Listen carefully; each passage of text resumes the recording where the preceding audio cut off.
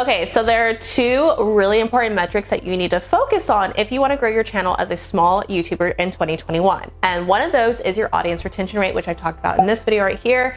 And the other one is your CTR, also known as your click-through ratio. Now, most people will think that this is just your thumbnail. While this is a huge part of it, your CTR actually deals with the 3 T's known as your topic, thumbnail, and your title. And today we're going to be talking about your thumbnail because, again, it is a really big part of it. And I'm going to be showing you how I actually make my thumbnails, which have led to over 175,000 views in a year.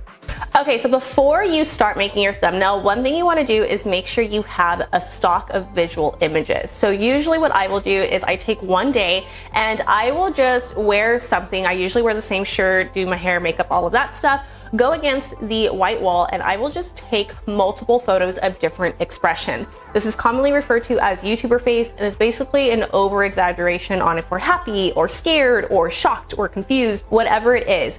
And it's key to do this because what this does is it actually helps the person who is viewing it want to click on your video more for more than just one reason. We are emotional based creatures, which means we're more connected to something if we see emotion, which is one of the reasons why having a face in your thumbnail will get people to click on your video more than if it didn't appear with a face. Although this does vary by niche, if you're more into the arts and crafts, DIY, things like that, having just the finished project or whatever you're working on in your thumbnail is going to be better than having your face in your thumbnail. Also, I like to call YouTuber face or anything that I put in my thumbnails and my title as emotional triggers. And this isn't just because it has, oh my God, guess what, or anything like that, but it's the fact that psychologically and in our brains, when we see emotion like this, it actually triggers a part of our brain that increases our memory and again makes it more likely that we're going to click and watch that video. The other thing I like to do is to look and search before I even start to design my thumbnail to make sure that my thumbnail will actually stand out against what's already ranking. So for this video, if I looked up how to make your thumbnail using Canva,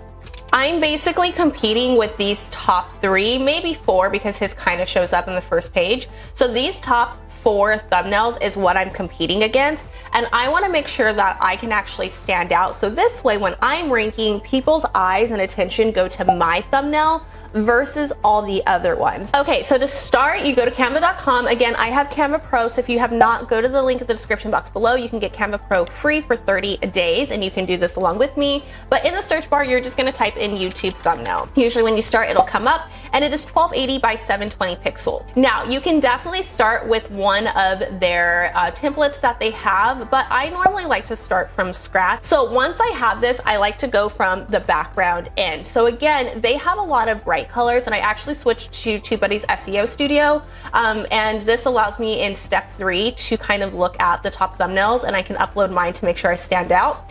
But again, they have bright colors, so I'm gonna go dark. Now, something about me is I always have a gradient, so I want to make sure I keep that same look and feel because I'm switching colors. So if I go to elements, I'm going to type in gradient, and then it's going to bring up all of the gradient templates here. If you have a specific color that you use, you can go to this little box here and you can change the color. So again, if your color is purple, then it only brings up the purple gradient colors. All right, you can also go, if you use this a lot, to your frequently or recently used, and it'll come up. So this is the one that I use right here. You can also go here, so it's gradient that fades to transparency. That's what I usually use. So if you wanted to search for this for yourself, you can just type that in, and then it'll give you different options too. So I'm gonna stick to this, and then I'm just going to resize it. Okay, so from here, I'm going to click on this and change the background to, I have my brand colors listed, so I'm just gonna do black, and then I'm going to flip it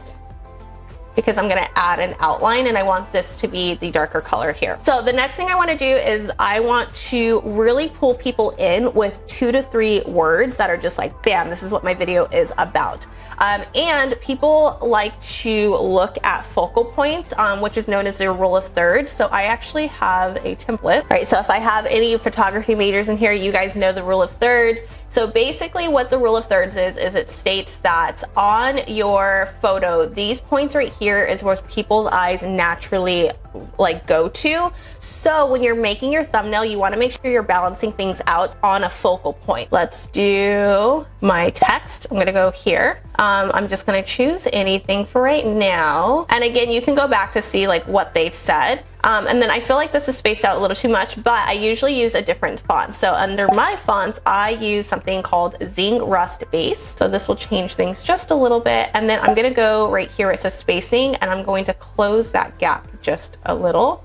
And basically, I want this to fall onto one of those lines. So this way, when somebody looks at my thumbnail, it's gonna go straight to here and they're gonna read thumbnail tutorial. I really want this to pop, so I'm going to click on it, go to effects, and then I use the splice. You can keep it like this, but I use a white background. And then I will change the offset, so this way it outlines it instead of offsetting it. And then what I'm gonna do is I'm going to copy this by hitting Control-C on my keyboard and then Control-V to paste it. So now I have a second one. You can also go up here to where it says duplicate, and you can duplicate it like that. I'm gonna hit effects, I'm gonna go to none and change this to that blue color that I always use, and then I'm gonna offset that one. So this way, that's how I get that shadow effect in the background, and you can either change it to this side or that side, it doesn't really matter. Okay, now something else I wanna do is I'm going to lock this gradient. So if you click on here, you see the gradients moving. I'm gonna go up here where it says lock, and then I'm going to highlight the words and I'm gonna group them. This way, if I wanna move it, it moves it together. And I'm gonna add that backdrop. So I will go to elements, erase this, go to lines and shapes, and I'm gonna use this square here. I'm going to line that up. So this way it's a backdrop there. I'm gonna change the color to black. And then I'm gonna hit position and go backwards. Now, something else you can do is if you click on the words again, you can ungroup. And then this way you can highlight everything, group it, and now the background moves with there. So again, if I needed to resize it or anything like that, I don't have to move 4 different elements individually. I just move everything all at once. Now, the next thing I do is I always have elements. So I have like the YouTube logo. This just allows people to realize that this is, okay, a YouTube thumbnail tutorial. I will just kind of put that in the background, and then I change it so it kind of pops behind there. And then I'm also gonna do Canva because I'm using it with Canva. So something you could do is go like made with Canva, and I can put that at the bottom, or if you want to put it here, but I really like it at the bottom right there. So this way I know it's a thumbnail tutorial and it's made with Canva. Now I'm gonna go ahead and put myself in here. So from here, I'm gonna go to my uploads. I usually have my uploads done, but I have mine in logo. And then I'm gonna select this one here. And I'm going to remove the background by going to effects, hitting background remover. All right, and then from there, this is where you can resize things. This is a little dull for me, so I'm gonna hit apply, and then you can go to photogenic, and they actually have filters now. So I used to do all of this in different apps. I was going to like Lightroom and everything, but now I could just do it all here. And so I'm gonna do the Capri. I like this one. It gets a little orange though, so I'm gonna turn that down just a little bit. And then I can go to adjust, and if I wanna make it a little bit brighter, I can do that as well.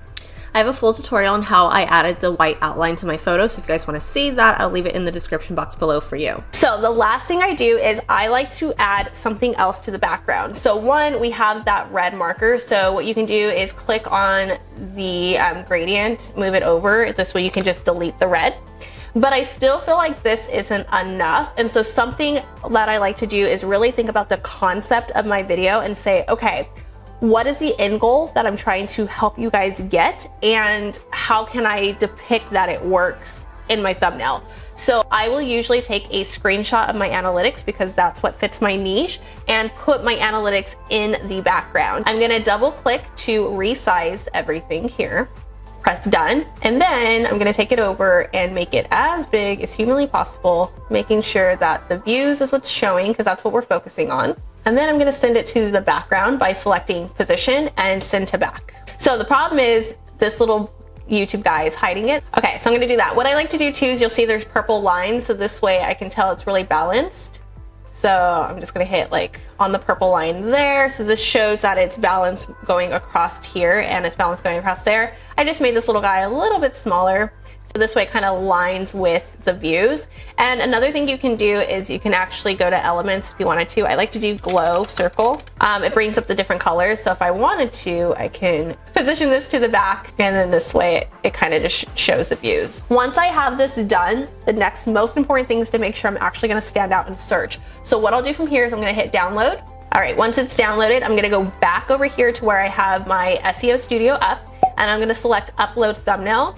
and then bam. So this will show up at the very top. It doesn't mean I'm gonna rank #1. It just shows up at the top. So this way I can scroll and see, do I stand? You know, this one, me and him are very similar. So it's like, okay, if I feel like this isn't working, what can I do instead? So maybe I can change this background color from black to pink and say, does this work even better? So doing those small little adjustments really does help. And then if I really can't decide, then I'm gonna say, okay, let me run a TubeBuddy A/B test. So this way I can have the black background and have the pink background, and TubeBuddy is going to automatically rotate my thumbnails every 24 hours. And then at the end, it'll give me a report to see which video is being clicked on more. And then this way I can set my video to whichever one is winning the click, because that is key. You want to win the click so you can get more views on YouTube. But that is how I make my thumbnails using Canva. Some of the things I think about, this way I can win the clicks and get more views on YouTube. But let me know in the comments below, did you prefer the pink or the black thumbnail? And for more simple strategies to grow on YouTube, you can go ahead and check out this video here. Also down in the pinned comments below. Now get out there, make some content, and let's grow together.